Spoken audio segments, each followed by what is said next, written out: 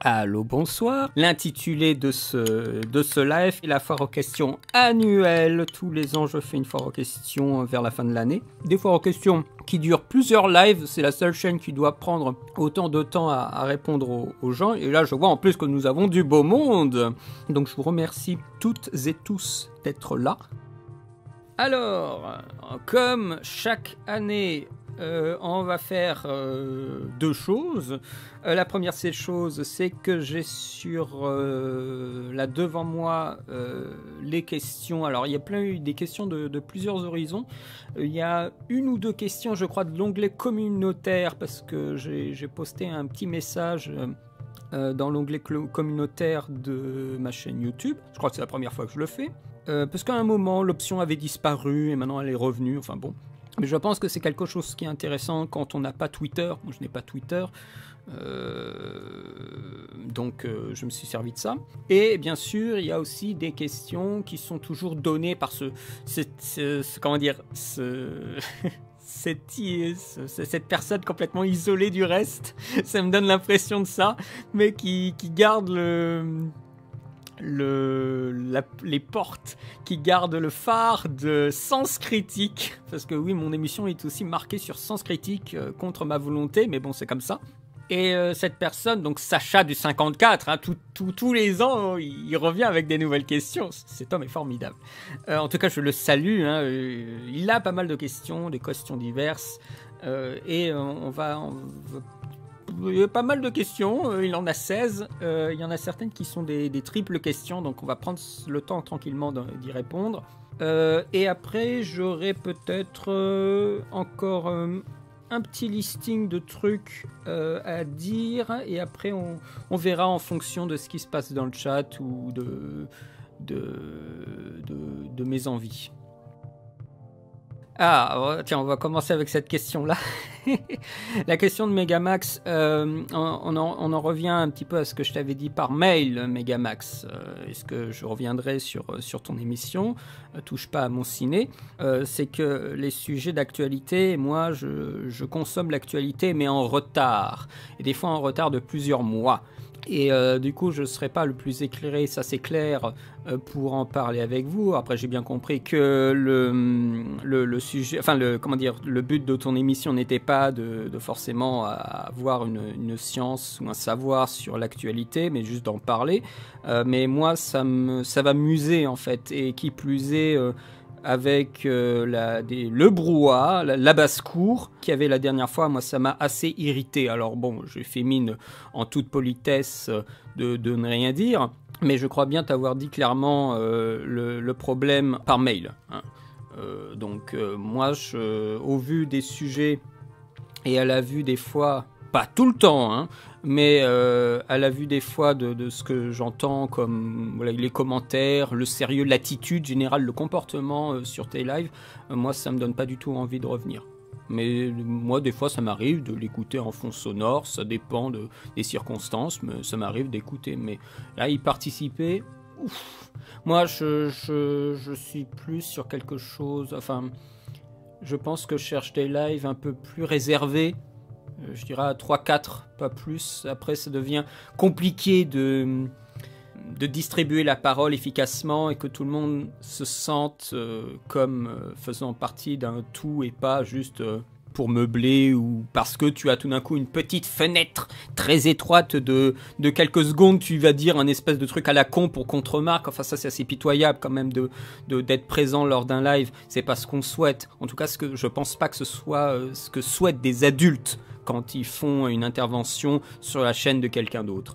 Et on en revient, je fais un rebond, hein, on en revient aussi à un autre live sur lequel j'ai participé plusieurs fois, ou plutôt une émission, parce que là je vois Jules, bonjour Jules, il y a plein de gens, c'est cool. L'émission Parole, donc qui est sur la chaîne Microciné, revue de cinéma et de télévision, animée par Samir. La question de parole, j'en parle beaucoup quand souvent les enregistrements sont passés, quand les enregistrements sont mis en ligne. J'en parle beaucoup avec quelqu'un qui sera peut-être à un moment sur le live qui s'appelle Poufy, avec qui je parle beaucoup sur le Discord, le 7e art. Avec lui, on décortique nos interventions d'une façon assez précise et à chaque fois, on est un petit peu frustré et je crois bien l'avoir quand même un petit peu évoqué. D'ailleurs, je crois que Poufy t'avait envoyé un long pavé, Samir, c'est qu'il y a un manque, comment dire, de distribution de la parole. Je devrais dire non, mais la parole ne tourne pas assez vite. On a tendance à plutôt faire des monologues et après laisser l'autre faire son monologue. Et c'est compliqué d'avoir un rapport synthétique et un rapport de flux où en fait on se répond plutôt que moi je pense ça, blâme, après à toi, moi je pense ça, blâme. Enfin c'est très monolithique. Encore une fois, on devrait l'appeler monologue avec un S et pas parole parce que la parole circule. Et ça c'est un truc où au départ, ça m'a beaucoup frustré lors des premières émissions. Il y en a d'autres où c'était plus dilué, où je sentais personnellement, même si Poufy n'était pas d'accord avec moi, que la parole circulait mieux, qu'il n'y avait pas genre le mec qui fait un bloc de 5 minutes et après l'autre qui fait un bloc. Ça, c'est un vrai problème. Je l'avais envoyé aussi à mes parents. Bon, mon père, il est un peu spécial dans les conversations, mais il avait aussi la même sensation. Mais vis-à-vis de moi, que je laisse pas les autres parler et tout ça. Alors que moi, au contraire, des fois, je m'écrase complètement. Donc bon, là, bien sûr, il y a que moi qui parle parce que je suis le maître ici. c'est ma chaîne, mais dans les conversations, c'est vrai que il y a une difficulté de faire circuler la parole, de se rendre compte aussi soi-même du temps qu'on prend pour présenter une idée et bien sûr la laisser après aux autres et pas passer trop son temps, surtout quand on cloisonne les émissions à une certaine durée. Alors, du coup, on a l'impression qu'il n'y a pas tant de choses qui a été dites. Oui, en effet, c'est la structure habituelle des émissions, mais j'aurais envie d'avoir cette sensation que de ne pas sentir tout d'un coup la durée de ma parole être trop longue et que les choses s'enchaînent plus vite. Peut-être que les idées s'enchaînent plus vite. Et ça, ce n'est pas facile. Je pense qu'on a besoin dans le groupe, même pour n'importe quel live, hein, de formuler les idées plus rapidement pour pouvoir faire du dialogue sur plus de choses, en fait. Et plutôt que des fois vouloir trop expliquer le pourquoi du comment. Justement, ne pas expliquer certaines choses permettra peut-être à l'autre de rebondir et tout d'un coup donner une espèce de mécanique, une sorte de moteur qui va amener justement après à de nouvelles idées, etc. Il faut que le flux soit plus intense encore, je pense. Mais ça, on peut pas s'en rendre compte tant qu'on n'a pas fait plus d'émissions. Et je trouve que même par rapport aux premières émissions, par rapport à l'émission Parole, c'est beaucoup mieux. En tout cas, moi, je trouve que je suis plus à l'aise.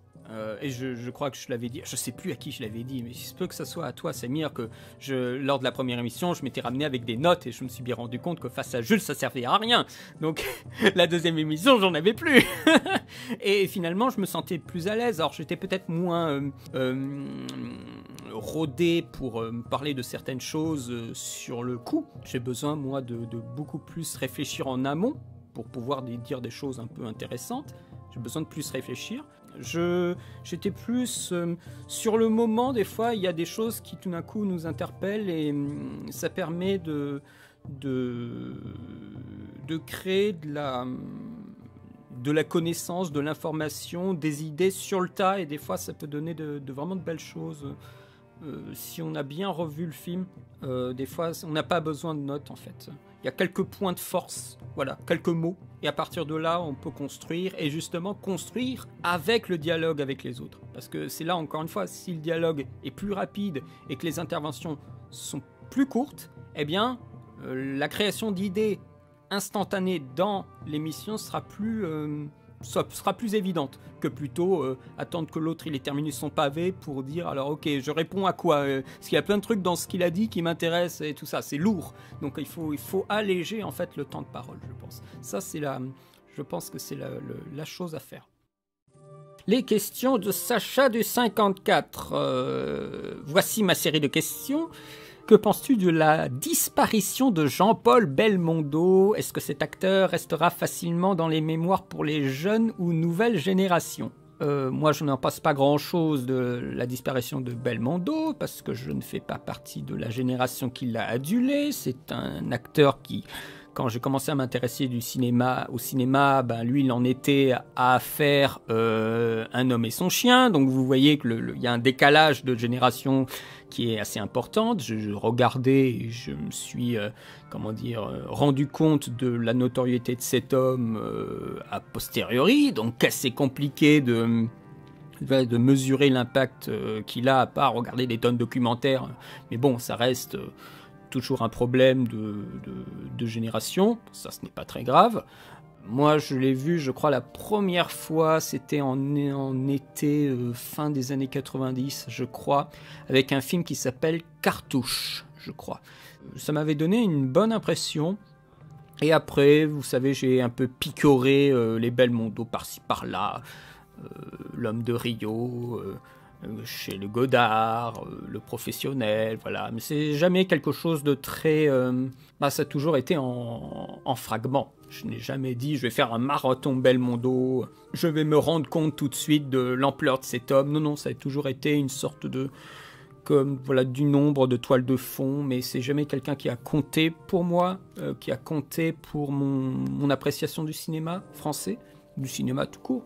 Mais ça reste un film, L'homme de Rio, un film, je pense, que j'aimerais revoir, mais tout le reste, pour moi, c'est un peu un flux de cascade. Hein. C'était pas... Il y a beaucoup de films qui sont assez médiocres quand on les revoit. Alors, c'est très joli parce que Belmondo, il fait plein de trucs, mais c'est là où je me rends peut-être pas compte de qu'est-ce qu'il y a avec cet homme-là, mais ça, c'est clairement parce que c'est pas ma génération.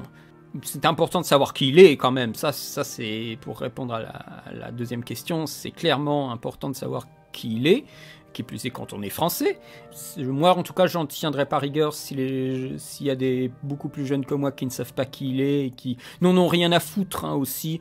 Pour moi, ce n'est pas trop grave, mais qui est encore une fois toujours l'envie de curiosité. Pour voir ces films-là, et surtout après qu'on ne vienne pas aussi nous dire que ces mêmes jeunes, ces mêmes nouvelles générations ne viennent pas nous dire qu'on ne savait pas faire de l'action ou qu'on ne prenait pas des risques en termes de spectacle dans le cinéma français qui date de plusieurs dizaines d'années. Ça, c'est faux. Et Belmondo est là pour nous le prouver. Donc ça, c'est important. Et malheureusement... c'est ça aussi le problème avec cet acteur, c'est qu'on le connaît. Je crois que ça avait été redit par Dirty Tommy, mais bon, c'est pas parce que c'est lui qui l'a dit que c'est évident, mais c'est que c'est évident tout court. C'est qu'on a tendance aussi à le baliser comme acteur de films d'action, de cascade, d'aventure, quelqu'un qui bouge beaucoup, alors qu'il a été dans des rôles qui sont souvent peut-être les rôles les plus intéressants, dans lesquels il faisait pas tout ça. Et il était très bien. Et on devrait justement travailler aussi ces films dans lesquels il était très bien. Moi, je pense à Itinéraire d'un enfant gâté, dans lequel il a des répliques absolument incroyables, avec la célèbre scène où il apprend aux petits jeunes à dire bonjour. Et là, cette scène, elle est incroyable. Parce que c'est un dialogue tout simple, avec un chant contre chant tout simple, mais il a un beau texte à dire, et il le dit d'une façon très neutre. Il nous fait bien rendre compte de la saveur du dialogue qui se déroule devant nous, avec une sobriété qui est délicieuse. Et tu termines sur la première question. À la sortie du film de Francis Huster, Un homme et son chien, tiens, quand on en parlait, Alain Delon avait dit dans une interview qu'il n'ira pas voir ce film à cause de l'opportunisme du réalisateur. Que penses-tu de son point de vue ? Je dirais plutôt qu'il dit qu'il n'ira pas le voir parce qu'il trouve que c'est de la merde. Après, opportunisme, mais opportunisme parce qu'il avait l'opportunité de faire jouer Belmondo, parce que c'est vrai que dans le film, il n'y a pas grand-chose pour lui. C'est même un peu misérable. Moi, je pense qu'il avait d'autres raisons, mais il est resté poli. Ah oui, y a-t-il une performance d'acteur qui t'a séduite cette année? Si oui, laquelle et pourquoi? Kitsune 13, j'en ai pas vu, j'ai vraiment pas vu beaucoup de films de 2021, donc je ne pourrais pas te dire. Par contre, il y a un film qui m'a impressionné cette année, c'est Mad God de Phil Tippett. On l'a projeté sur le Discord du 7e art il y a quelques temps, il y avait Luc qui était là, et c'est vraiment quelque chose. Oh là là, le film, il est complètement fou. Il est malade, le film. Il est maladif, il transpire, il sointe les froids. Il y a quelque chose de complètement fascinant, un boursouflé de trop plein de significations. C'est virevoltant, électrisant, ça part dans tous les sens. Enfin, vraiment le premier plan de Mad God, c'est la tour de Babel sur fond rouge, avec la musique que vous avez entendue au début du live, donc qui est la messe des morts de Berlioz, le Requiem op. 5 de la messe des morts. On a un petit personnage tout en haut de la tour qui se fait foudroyer, et après on a une espèce de parchemin qui est déroulé. Et dans ce parchemin, on a un écrit je sais pas d'où ça vient, ça c'est peut-être un passage de la Bible, mais c'est vraiment je mangerai vos enfants, je sortirai l'épée pour vous chercher sur toute la terre, enfin un truc mais terrifiant, un texte terrifiant. Et après on a le titre en gros rouge sur fond noir, Mad God, et après ça commence. Et c'est terrible parce que c'est un peu l'inverse en fait de la tour de Babel, Mad God. La tour de Babel, donc c'est un seigneur qui part vers les cieux avec une tour qui se fait construire par le monde. En fait, le monde construit la tour. Et pour punir l'arrogance de cet homme, Dieu divise les hommes. Si je me souviens bien de ce que c'est, Dieu divise les hommes, déjà détruit la tour et divise les hommes en leur donnant différentes paroles. Et du coup, le mec il peut plus construire sa tour et les gens se divisent. Et bien là, dans Mad God, c'est un homme qui descend profondément dans la terre, mais au profondément, on n'en voit jamais le bout, hein. Et plus il s'avance dans les ténèbres, plus en fait, il voit des choses incompréhensibles, plus en fait les hommes sont réunis autour d'une espèce comment dire, je sais même pas ce que c'est, une espèce d'envie de destruction. Plus les hommes sont réunis, ils sont zombifiés dans la destruction. C'est vraiment, il y a un truc comme si on avait pris la tour Babel et on en avait fait un négatif. Donc les négatifs réels quoi, en pellicule. Et c'est l'impression que ça m'a donné. Le film dure 1h20 à peu près. En fait, je me rends compte que le film, il est fort parce que je ne savais plus quoi. Je sentais qu'il y avait des choses qui échappaient complètement à mon contrôle, complètement à ma compréhension, et c'est en cela que là je me rends compte le film. Et pourtant, c'est ça ce qui est perceptible, parce que on pourrait me mettre. J'avais cru entendre, toi Samir, tu avais entendu Kefren dire Memoria, chef-d'œuvre et tout ça. Il est clair que Memoria, non seulement je passais à côté, mais je risque de m'ennuyer et je comprendrais même pas ce que je vois. J'aurais même pas des pistes pour pouvoir me rattacher à des choses qui se passent dans le film. C'est une hypothèse, hein, mais je pense qu'au vu des films précédents qu'il a fait, ce sera comme ça pour ce film-là. Alors que Mad God, je vois qu'il y a des choses qui échappent à mon contrôle, qui échappent à mon regard, à mes connaissances, mais je sens que j'ai les capacités pour les capter et en faire quelque chose. Et c'est ça qui fait vraiment pour moi la distinction entre un film qui est incompréhensible et que j'en ai rien à foutre, et un film qui déborde et que je peux appréhender. Et ça, Mad God me l'a donné. Et pour répondre à la question d'Arthur, est-ce qu'il sort en France? Alors, s'il sort en France, ça me surprendrait, parce qu'au vu de la violence du film, personne ne voudra le sortir en salle. C'est incompréhensible. Ce serait invraisemblable qu'il sorte en salle. Il sortira je pense en plateforme, hein.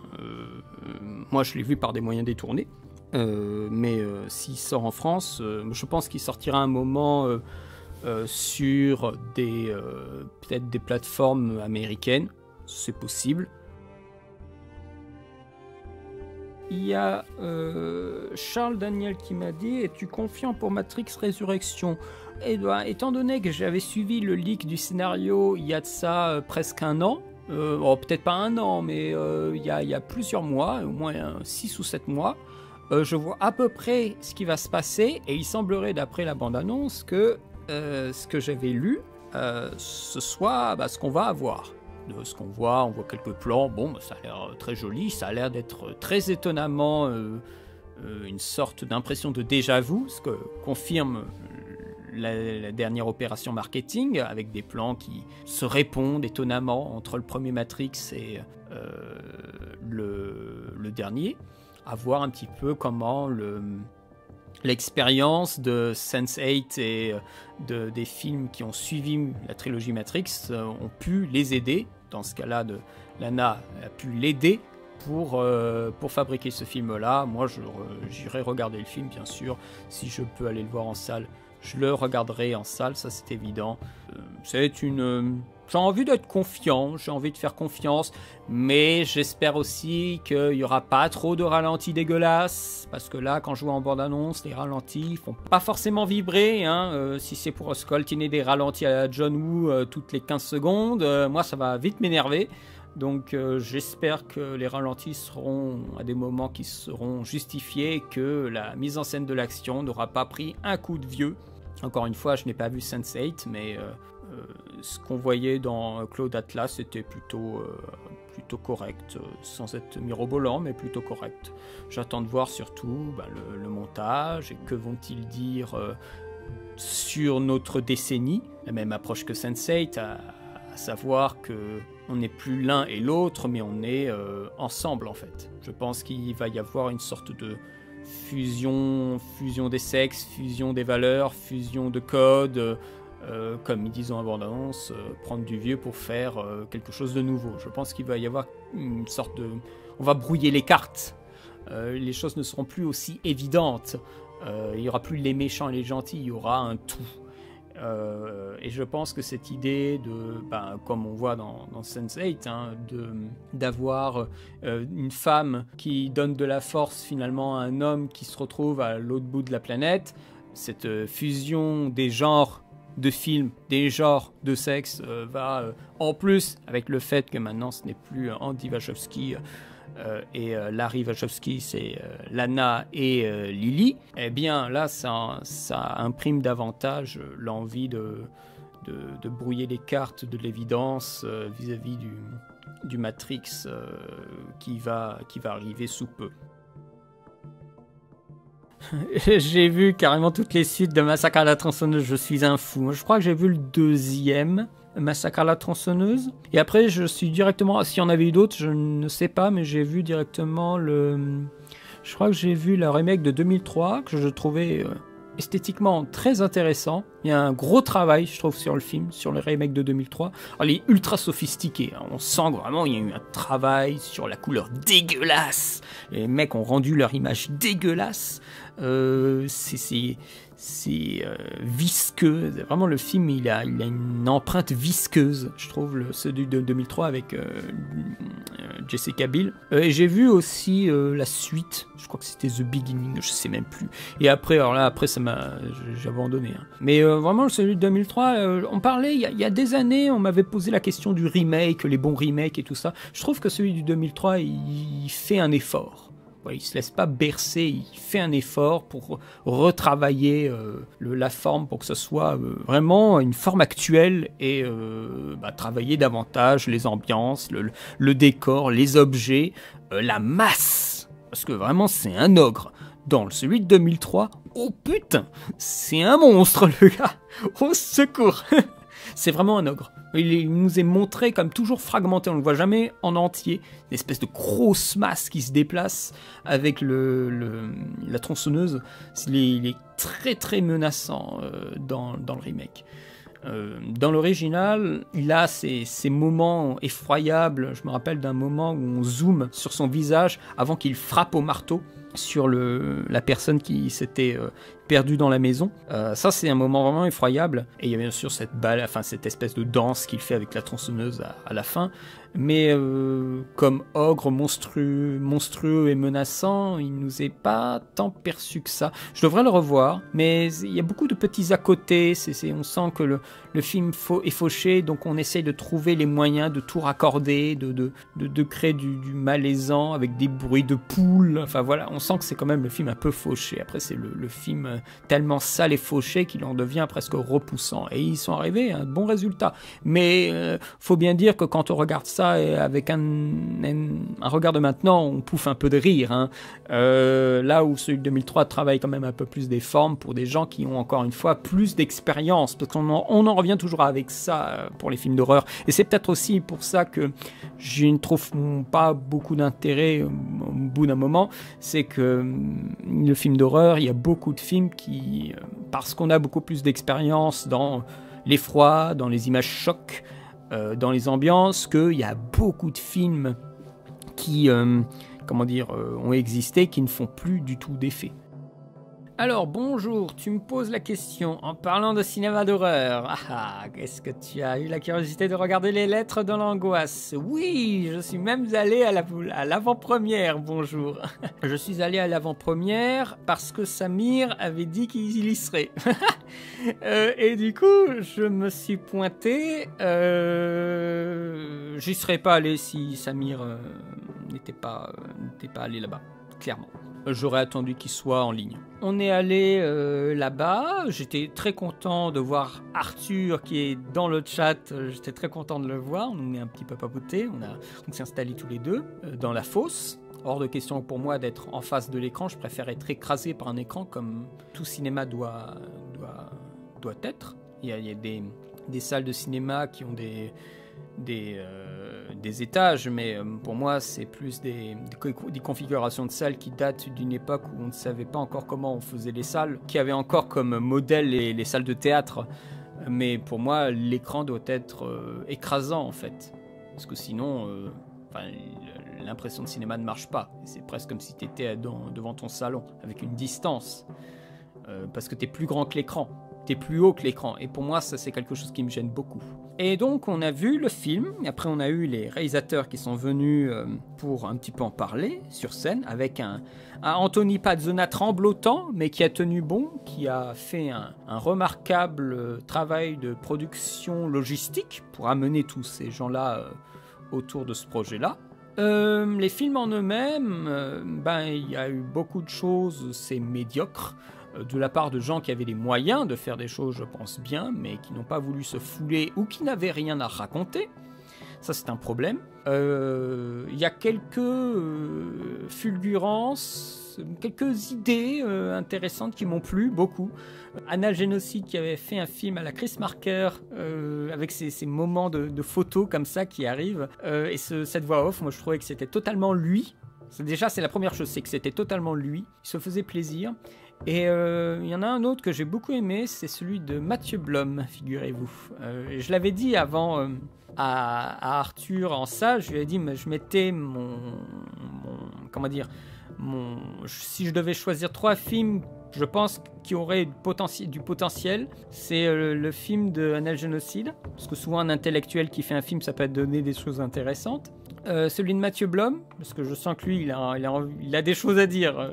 Il est tout énergique quand il parle de cinéma. C'est souvent les gens qui dévorent le cinéma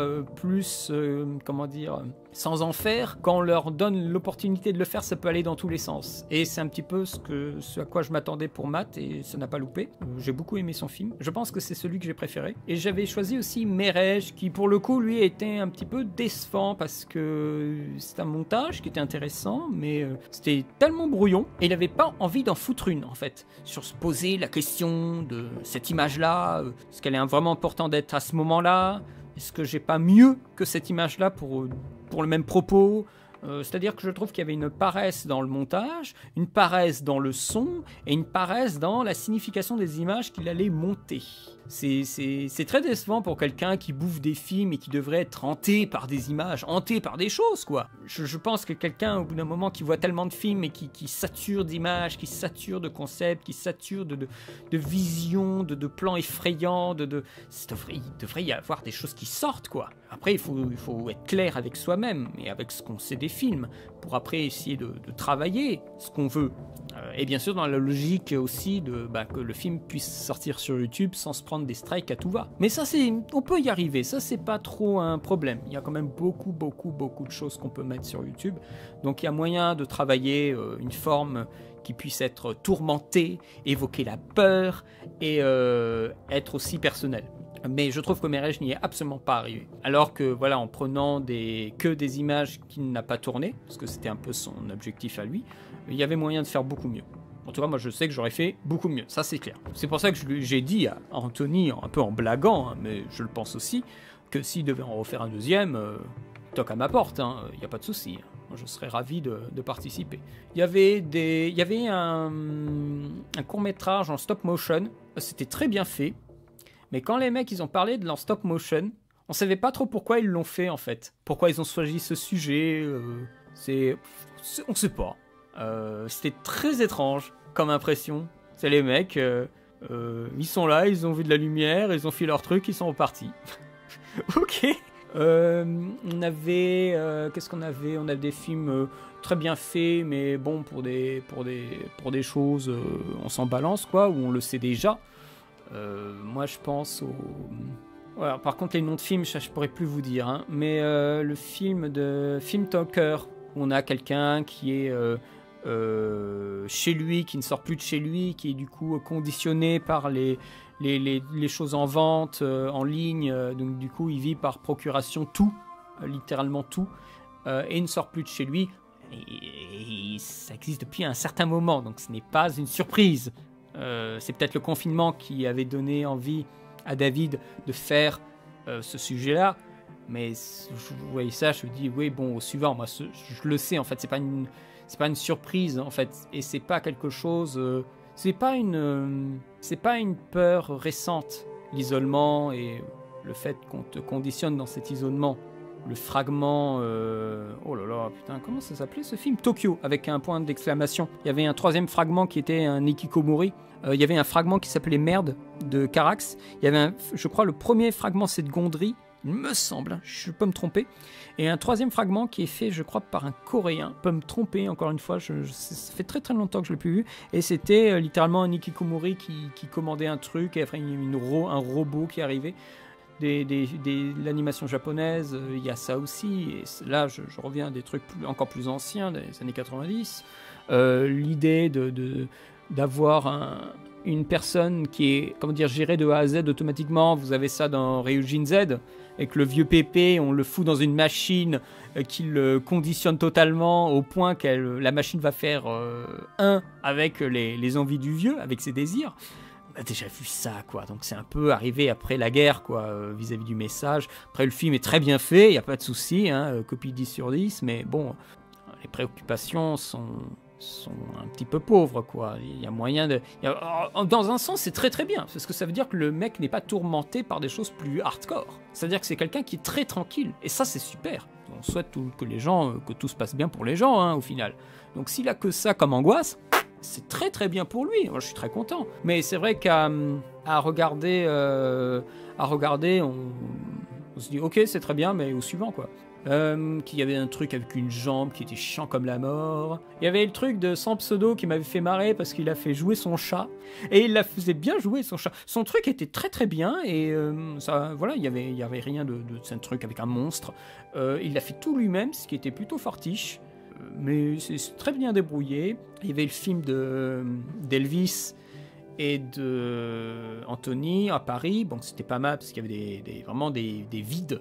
Il y avait des plans de Paris vides, parce qu'il est tourné pendant le Covid, donc c'était plutôt amusant. Encore une fois, c'était amusant, rien de plus. Il y avait des trucs qui étaient des parodies, et moi, je craignais un petit peu ça. Il y avait le film, tiens, je remonte un peu les conversations, et je vois, il y avait le film de Jules. On en avait parlé. Pour moi, Jules, on l'avait discuté, c'est qu'on sentait que tu étais un petit peu coincé, que tu avais fait trop vite certaines actions, au point que des fois il y avait des choses où on perdait un petit peu pied, on perdait l'espace, on perdait un peu la scénographie. Alors que les idées de plans étaient, certains plans étaient très stylés, mais des fois on se disait oh il manque un truc ici, et du coup on a une rupture. Et je pense pas que c'était ton but de faire perdre un peu le spectateur de cette façon en tout cas. Je crois que celui de Jules c'était Lisière, la lettre L.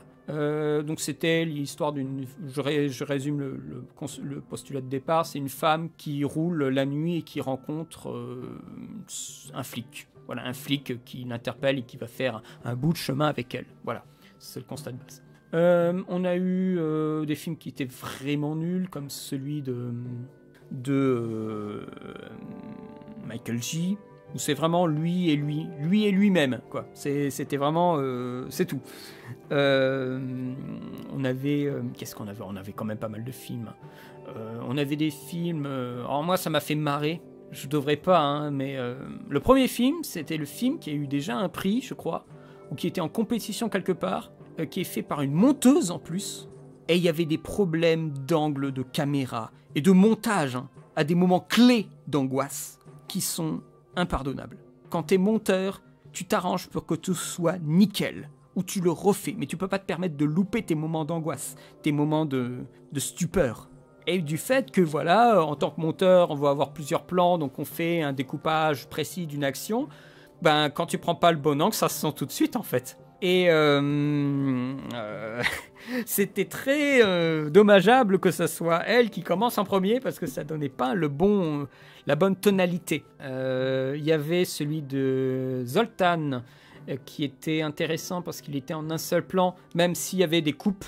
Il y avait des coupes à certains moments. J'ai cru sentir à un moment une coupe dans son plan séquence, qui était vraiment la séquence du film en une seule prise. Hein. C'était l'idée en tout cas. C'était très très intéressant parce que je lui avais demandé, je savais la réponse, mais au cas où.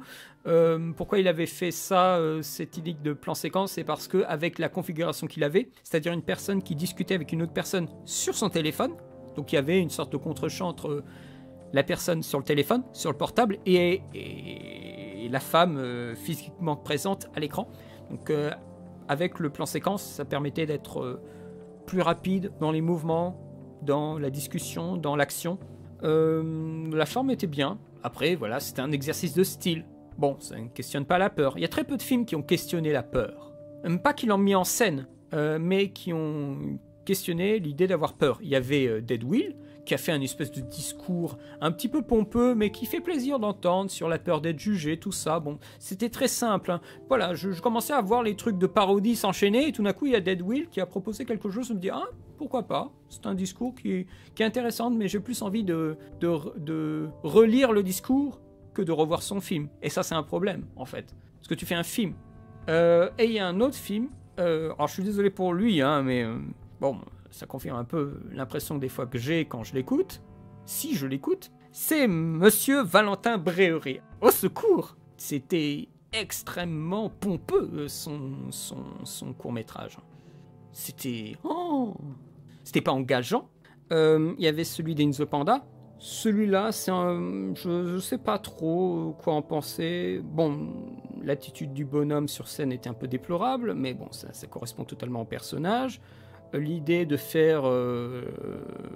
Enfin, j'allais dire d'autres choses. J'allais commencer à me poser des questions sur le cours, mais il est clair que le cours, et il se trouve qu'il l'avait confirmé en live, il l'a fait en un week-end parce qu'il avait plus qu'une ou deux semaines avant l'envoi final. Donc c'était vraiment trouver un sujet à la con, rapidement fait, comme ça on s'en débarrasse, c'est terminé.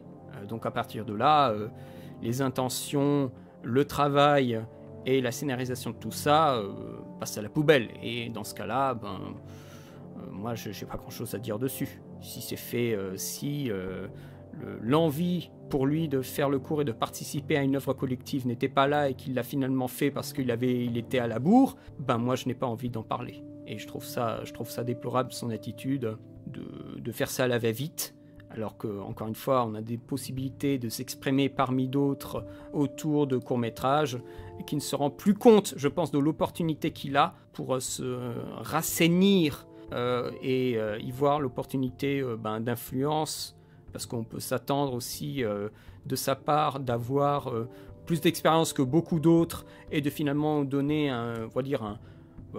d'être un leader, mais de montrer vraiment ce qu'il sait faire, quoi.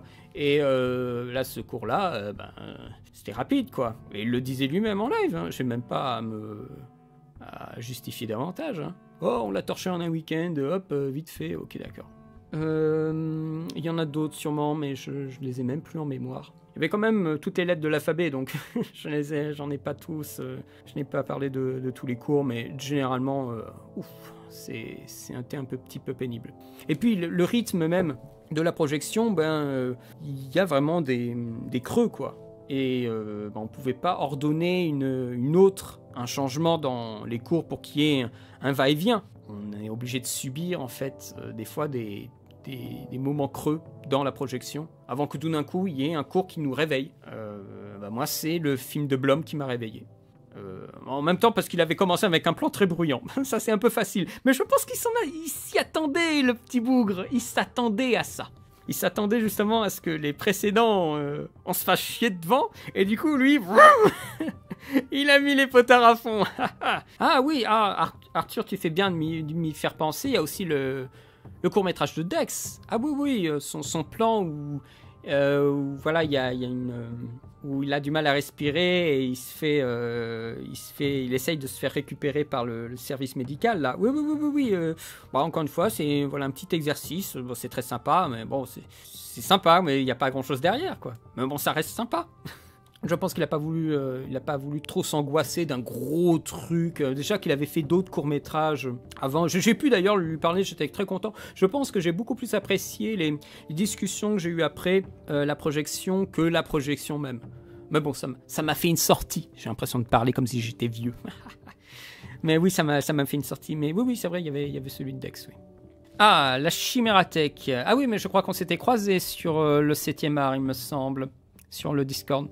Salut, je trouve perso que ça semble bizarre de demander à des critiques de réaliser des films. J'ai l'impression que l'on peut jouer le jeu de faire un film avec une vraie équipe. Mais il y en a qui l'ont fait. La Chimérathèque, Jules Trassard l'a complètement fait. C'est d'ailleurs un des seuls qui avait une équipe vraiment très très complète et ça l'a servi d'ailleurs parce que le film il est très bien factuellement fait et il a fait un petit parcours il a fait 1 ou 2 festivals je crois donc non c'était possible hein. Après on fait en fonction des moyens et je pense que l'envie de Anto c'est de donner la parole à n'importe qui quels que soient les moyens qu'il pourrait avoir à disposition et ça pour le coup c'est plutôt une bonne idée. En plus, après, il faut être conscient des possibilités qu'on a à ça apporter. Je veux dire, aujourd'hui, on peut faire des choses tout à fait correctes avec un simple portable. Après, il faut avoir les idées pour, bien sûr. Moi, je suis un peu trop vieux jeu. Pour moi, on me dit, fais un court-métrage. Moi, je vois tout de suite le truc avec une grosse caméra, toute une équipe et tout ça. Alors qu'aujourd'hui, on a quand même des choses qu'on peut faire avec très très peu de matériel. Si Dali, tu me parles de Las Vegas Parano, j'en ai un très vague souvenir, c'est pas du tout un cinéma qui me porte. Si je me trompe pas, c'est de Terry Gilliam, Las Vegas Parano, c'est pas du tout ce film-là qui me plaît le plus. C'est un film que je suis très hermétique à ce film-là. Je pense que dès que ça parle de drogue, j'ai un peu de mal. Je pense que c'est déjà du fait que dans ma famille, voilà, il y a du flic. Donc, dès que je vois ça, j'ai un peu ça en horreur. Je ne les fuis pas, je regarde les films, mais ils me laissent complètement indifférent. Et il s'agit vraiment de films sur l'usage même de la drogue. Là où, voilà, j'ai aucun problème, et j'aime plutôt ça, les films de gangsters ou les films de prison, qui sont quand même liés à l'univers judiciaire. Mais alors, les films de drogue, ça me passe à côté. Ou les films, voilà, un peu... comment dire, un petit peu perché. Ça n'a jamais été des films que je chérissais, que j'avais envie de revoir. Je pense aussi au film Le Trip des années 70. Je crois qu'il y a Dennis Hooper et Fonda dans le film. Si un film, j'ai vu ça, vraiment, je l'ai vu juste pour le voir, mais après, ça disparaît dans les méandres. Hein. Cette catégorie de films sur la liberté, tout ça, j'ai revu 2-3 passages de R, là, c'était de Milos Forman, je crois, donc j'aime pas du tout. Je suis le seul qui, à la fin, dit « Tiens, c'est bien fait pour ta gueule !» Ah oui, j'ai un moment quand j'ai sorti ça à une soirée, on le regardait, c'est la première fois que je le voyais. Et moi, j'étais complètement scandalisé par cette espèce de bande de hippies qui se foutaient de tout le monde, qui se foutaient de l'ordre, de la tradition, des choses comme ça. Et tout d'un coup, quand ils font un échange de vêtements et tout ça, et qu'il y a le gars un peu rebelle qui va dans l'armée et qui se fait choper à la fin, je me dis « Yes, bien fait pour ta gueule !» Bon, on m'a pas trop aimé durant la suite de la soirée, mais j'en avais rien à foutre. Moi, j'étais content que le fouteur de merde, il s'est fait prendre à son propre jeu. Voilà, vous voyez, ce genre de choses, moi, j'ai envie de respecter une sorte d'ordre, en fait. Surtout quand il s'agit de gens dans les films qui provoquent le désordre, qui viennent faire de la provocation. Et c'était le cas dans R. Là où, par exemple, Easy Rider, qui est un film aussi sur la drogue, eh bien, ces deux personnes qui se baladent, ils ne font que se balader, ils demandent rien à personne, ils sont plutôt sympathiques. Et c'est là où, voilà, moi je mets une petite nuance, c'est que ces deux-là, ils provoquent absolument pas, ils ne font qu'au passé. Et ce qui leur arrive est dramatique, et là, j'ai plus d'empathie. Parce qu'il y a de l'injustice. Vraiment, il y a pas... il y a un déséquilibre. Là où dans R, la provoque, l'insistance, ça c'est des trucs que j'ai en horreur. Et du coup, à un moment, il y a rien pour contrebalancer pendant tout le film, et à la fin, t'as le retour de bâton, et là je me dis, bien fait pour ta gueule, voilà. Et je pense pas que je changerai d'attitude, en tout cas pas maintenant. Donc, si c'est pas maintenant, là où quand je suis jeune, je vois pas quand je serai vieux si... je changerai d'attitude, ça je ne pense pas, personnellement. Mais oui, donc Las Vegas Parano, c'est quelque chose, je suis très hermétique à tout cela. De quelle manière ordonnes-tu le montage de tes bandes annonces? As-tu une méthode de travail à toi? Je ne sais pas si elle est à moi, ma méthode de travail, mais bon... moi, bon, je fais une organisation de fichiers assez simple, hein, où je sous-compartimente les fichiers qui sont à ma disposition, entre les séquences de montage, les séquences de dérush, les rushs même, que je peux compartimenter en épisodes ou des choses comme ça, et les sons entre voix, sound design, musique, etc. Donc pour avoir une jolie organisation de fichiers, aussi bien dans les dossiers de ton ordinateur ou Mac, et aussi bien dans le logiciel de montage même, parce que voilà, souvent on est les seuls à trifouiller dans nos logiciels, dans nos projets, mais en télé, ça peut être n'importe qui revient dans le projet. Donc quand il revient dans le projet, il faut que la personne qui ne te connaît pas puisse totalement se retrouver dans ton organisation. Donc c'est important d'organiser ces trucs. Et encore, moi je suis en télé.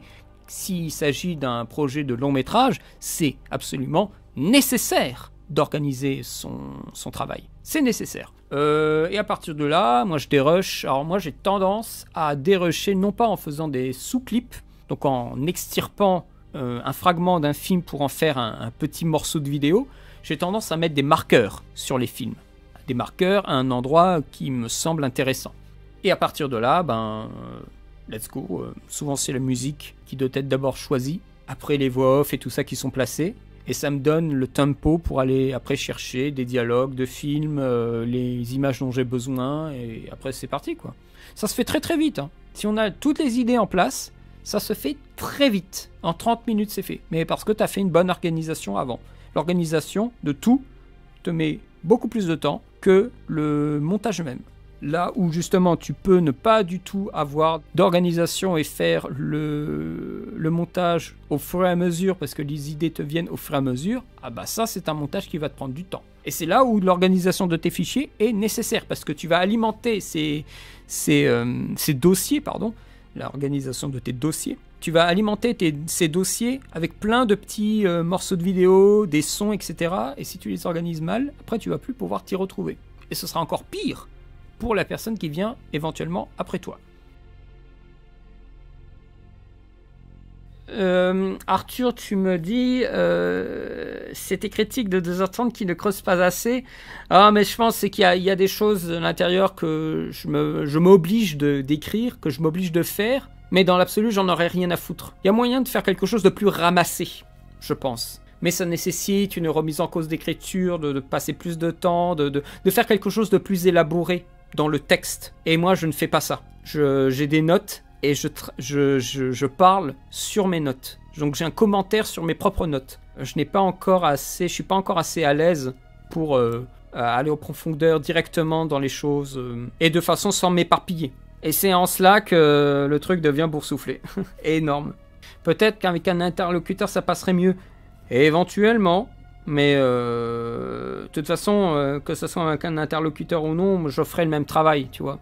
Mais je sais pas si tu avais écouté ma critique de Joker. Je l'ai faite avec un autre Arthur Van Heucken. Et là, il y avait du dialogue. Mais j'avais 18 pages de notes, quoi. Donc c'est pour ça aussi que la critique est très longue. À force de saturer, Valérian devient moine. Ah bah non. Non. Moi j'ai saturé d'images, certains ont vu ce que ça a donné. Hein. C'est que j'ai fait un court-métrage. Alors c'était pas dans le cadre du tout des Lettres de l'Angoisse. C'était pour un cadre d'un festival de mash-up. Donc c'est un festival qui présente des formes de court-métrage faits avec d'autres images. Donc des images qui ont déjà été filmées par d'autres personnes, notamment aussi des images de films. Avoir, comme dit l'auteur du festival, Julien Lamy, avoir une attitude punk envers les images qui nous entourent, envers les images de nos pères. Le sujet était libre de cette année, donc c'est le Mashup Film Festival. Le sujet était libre, et je sais pas pourquoi, en plein confinement, je me suis dit, allez, let's go.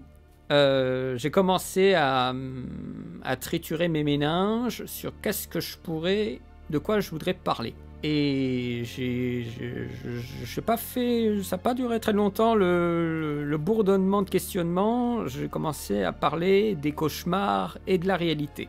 Et comme quoi finalement l'un et l'autre, que le cauchemar est réel et que la réalité est cauchemardesque. Il en a résulté une sorte de mutation, de glissement de l'un vers l'autre dans une forme qui mélange à peu près 150 films sur à peu près 16 minutes 47 secondes de mémoire.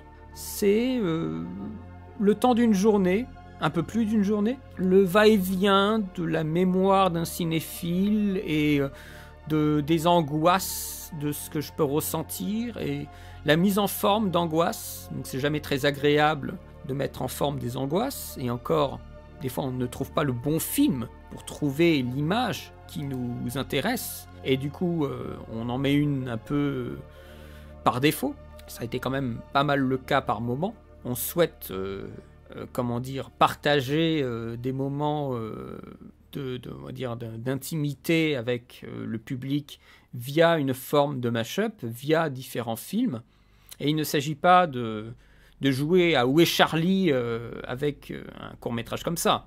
Il s'agit de trouver un tempo et une forme qui ne fasse pas trop clip, qui raconte quelque chose, qui correspond aussi aux exigences du festival, qui retranscrit les envies profondes et pas les balivernes de surface, c'est-à-dire des peurs de masque social.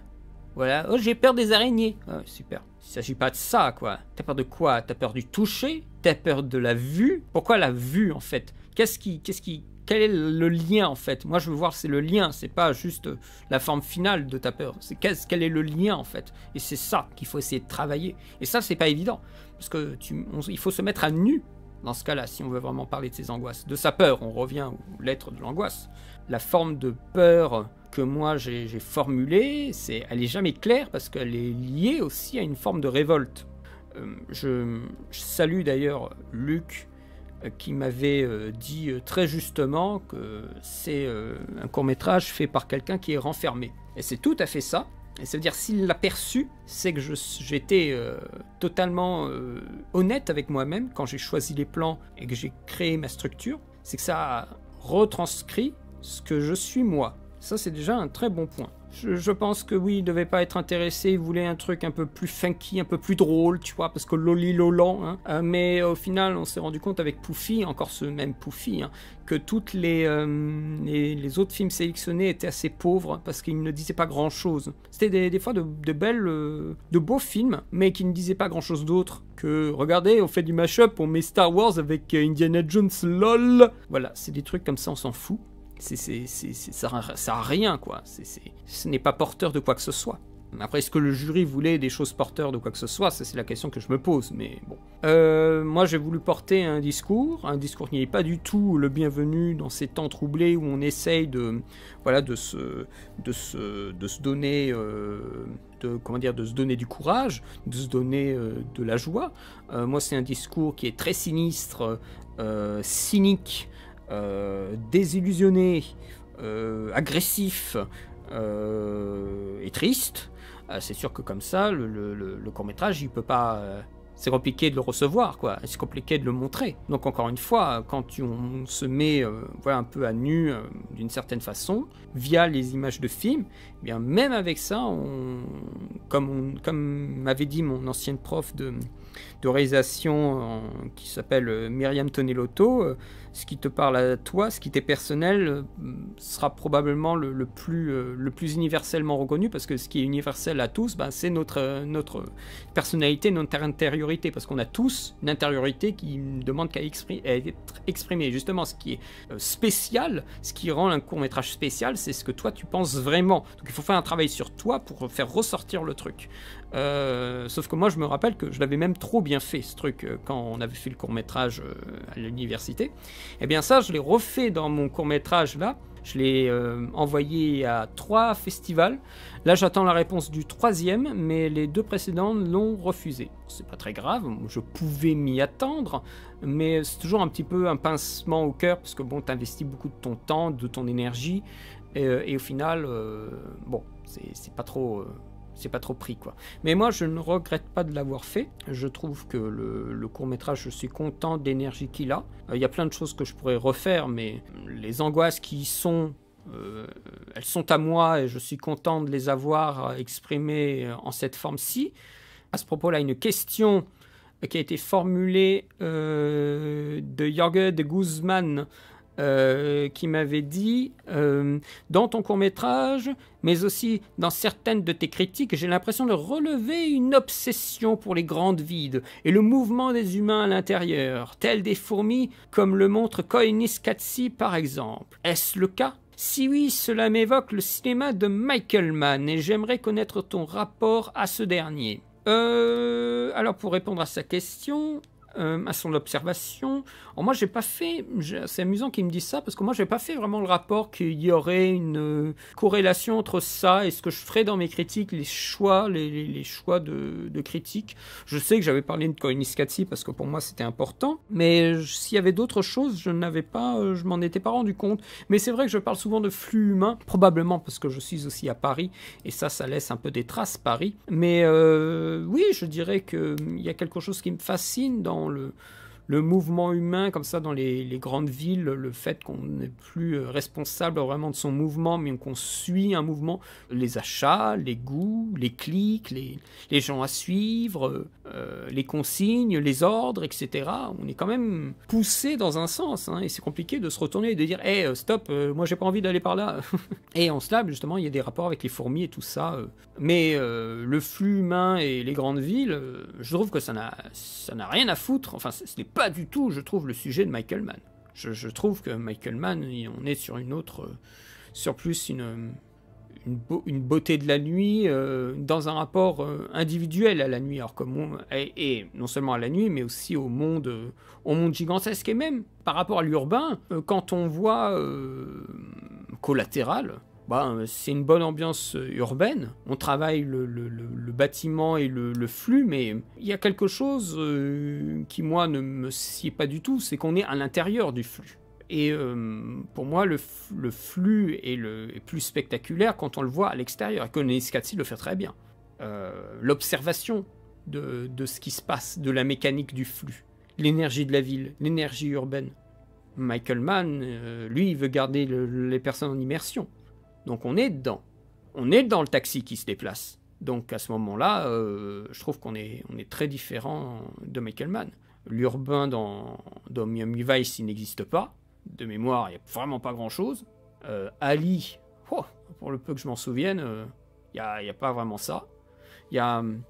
L'urbain chez Michael Mann n'est pas si évident que ça. En tout cas, encore moins à mettre en valeur avec Koyaanisqatsi. Ça n'a presque rien à voir. C'est l'impression que j'ai. Donc, le court-métrage, il est fini. il est dispo sur le Vimeo.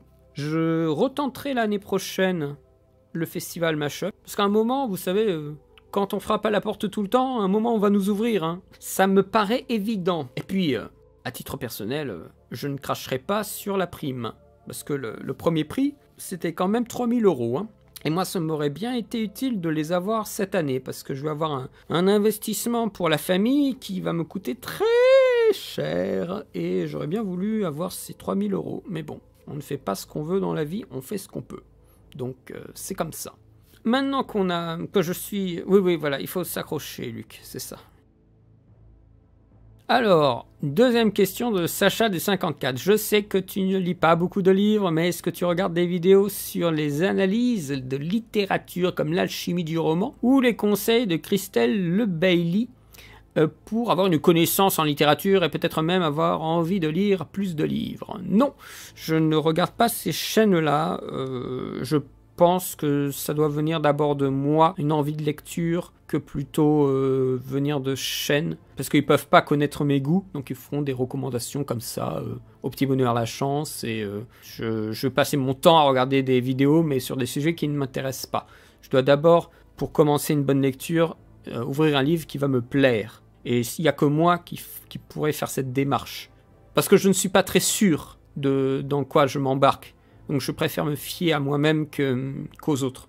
Pour le cinéma, j'ai plus de répondants, je sais un peu plus dans quoi je peux marcher. Donc j'ai tendance à regarder, à écouter un peu les autres et voir un petit peu de quoi ça parle et tout ça. Mais pour la littérature, je suis plutôt renfermé. Là, pour le coup, je dois me laisser guider uniquement par mon instinct. Troisième question, parmi les avis négatifs de Karim Debache sur les adaptations de jeux vidéo en film, comme Super Mario Bros ou Sonic. Ah, il a parlé de Sonic récemment, tiens. As-tu un avis opposé ou indulgent par rapport à Karim sur ses adaptations? Bon, je devrais dire plutôt que Karim ne s'est pas trop posé la question. Ou en tout cas, il s'est sûrement posé la question, mais c'est bien empêché de dire des choses plus agréables vis-à-vis de ces films-là. Par rapport à un homme qui s'appelle Alexis Blanchette, qui est un maître de conférence, qui a été l'auteur d'un livre qui s'appelle Des pixels à Hollywood, qui s'est posé tout plein de petites questions sur les adaptations de jeux vidéo en film. Ce qui est très amusant, c'est que Alexis Blanchette parle de simples,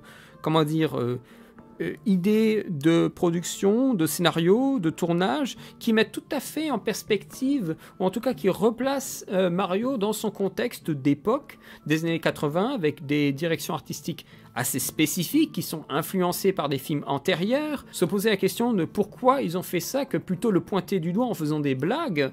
Rien que ça donne déjà beaucoup plus de valeur au film, quel qu'il soit.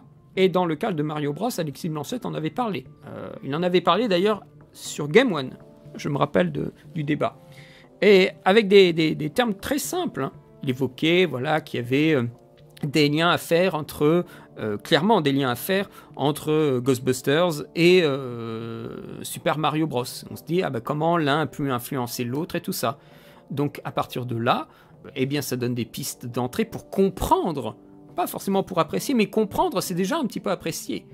Pour comprendre un petit peu d'où vient ce film bizarre, ce film que tout le monde pointe du doigt en se moquant de lui. À partir de là, c'est un petit peu dommage qu'il n'ait pas pu se permettre ce genre d'interrogation concernant ces films d'adaptation en jeux vidéo. Mais c'est aussi pour faire plaisir aux 15-18 de jeuxvideo.com, parce que tout le monde aime bien tabasser ces films, donc il en a profité.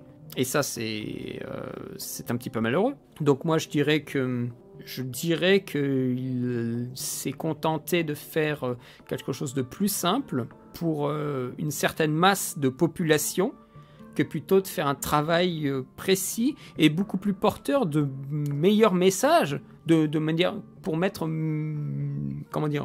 plus en valeur le film. Et ça pour n'importe quel film qu'il a cité. Et pourtant, il y avait des films qu'il aurait pu évoquer qui parlent justement du jeu vidéo et du cinéma. Mais il s'est bien fait... il s'est bien tué à ce niveau-là. Il en a quand même parlé de beaucoup, hein, mais il aurait dû faire ce cycle un peu plus tard. Par rapport à la question de Super Mario, étant donné que les Américains n'ont pas la même culture et la même mentalité que les Japonais, ne faut-il pas considérer ces adaptations comme de la série B pour amuser le jeune public, un peu comme le fait DreamWorks Animation? C'est un peu cruel de le penser comme ça.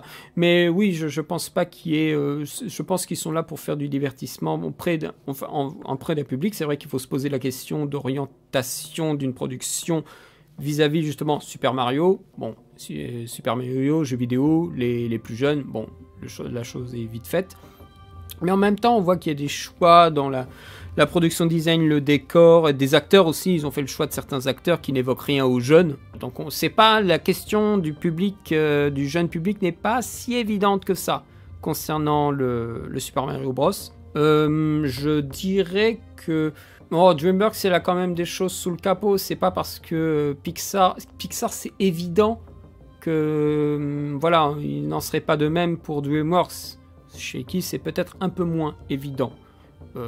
Voilà, que c'est pas juste pour le jeune public, mais ça peut être aussi pour un public d'adultes, peut-être pas tous, mais il y en a certains où il y a une vraie saveur qu'on peut voir quand on le regarde adulte. Hein. C'est pas aussi basique que ça. Mais bien sûr, quand on se pose pas les questions, bah, on laisse toujours le film en plan avec sa réputation de merde et on fait pas avancer schmilblick.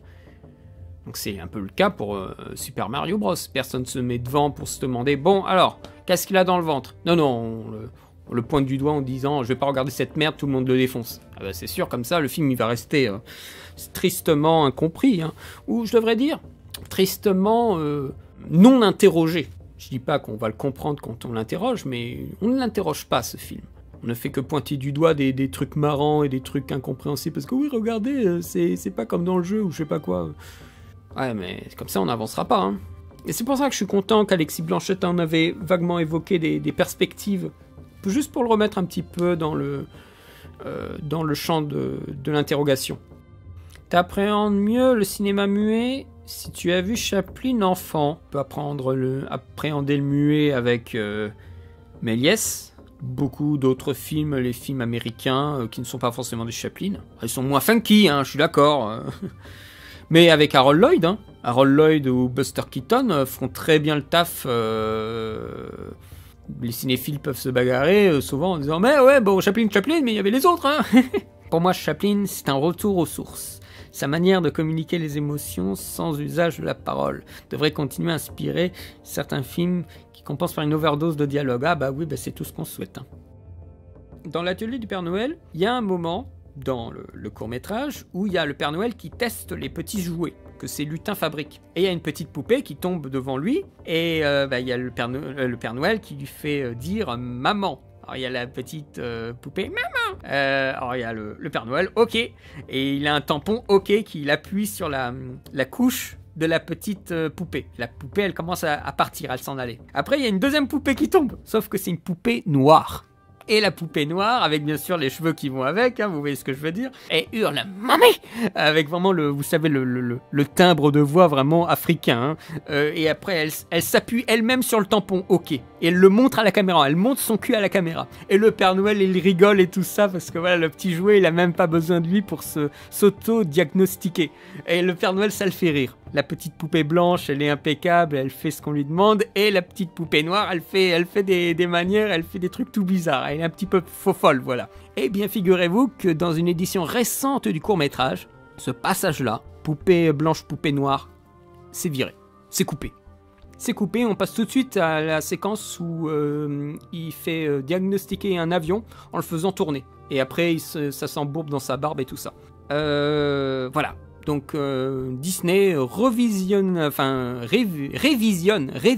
ses courts-métrages, sachez-le. Donc quand vous prendrez des éditions de vos courts-métrages préférés, sachez que des passages seront coupés. Voilà, et que vous n'aurez pas, à moins d'avoir la mémoire ou de le montrer à quelqu'un qui connaît, vous n'aurez pas les courts-métrages en entier. Et ça, vous pouvez dire merci à tous les réseaux sociaux et à tous les emmerdeurs et emmerdeuses de la Terre qui viennent couper en fait un patrimoine qui est un patrimoine peut-être gênant, mais un patrimoine quand même de l'animation.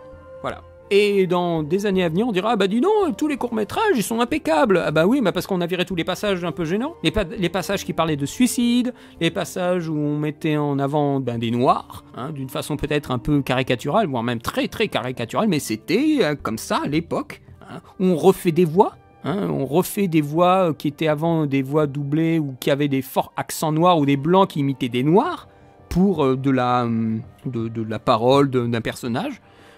Tout ça est refait dans des éditions récentes avec des voix beaucoup plus politiquement correctes. Encore une fois, je remercie mes parents d'avoir enregistré tous ces courts-métrages, d'avoir pu me faire visionner toutes ces cassettes parce que ça m'a donné une mémoire de doublage et une mémoire tout simplement d'animation, d'histoire de cinéma, d'animation qui me permet de pointer du doigt ces problèmes-là. Et je suis très content d'avoir cette mémoire-là. Ils mettent la poussière sous le tapis. C'est ça, Arthur. Mais c'est ça. Moi, je trouve ça horrible. Numériser vos VHS. Oh, bah oui. Oh, qui le dis-tu? Qui le dis-tu, Luc? Écoutez, on va s'arrêter là, parce que je commence à ne plus avoir de voix. Je remercie à toutes les personnes qui sont passées ici, qui ont animé le chat comme jamais. Donc merci beaucoup. On est toujours sur des petits groupes et c'est très très bien comme ça. Moi je suis très content que ça se passe et que je puisse au moins à peu près lire le flux aussi de gens. Mais tous les propos, vous pourrez les réécouter. Il y aura un timecode, enfin comme d'habitude, comme à chaque année. Hein, les FAQ sont retravaillés, redécoupés, refragmentés et vous pourrez tout réécouter tranquillement de votre côté à tête reposée. Je vous remercie beaucoup pour votre présence et pour votre soutien. Je vous souhaite une bonne soirée et à très bientôt.